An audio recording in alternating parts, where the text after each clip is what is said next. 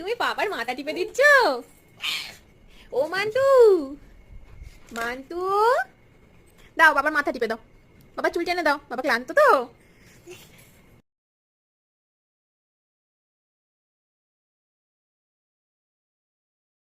বাবা ক্লান্ত? হ্যাঁ বাবা ক্লান্ত। তুমি বাবার মাথা টিপে দিচ্ছ? দাও মাথায় হাতটা দিয়ে দাও। বাবার আরাম পাক একটু, বাবা বাবা আরাম পাক একটু। হ্যাঁ আরাম পাবে।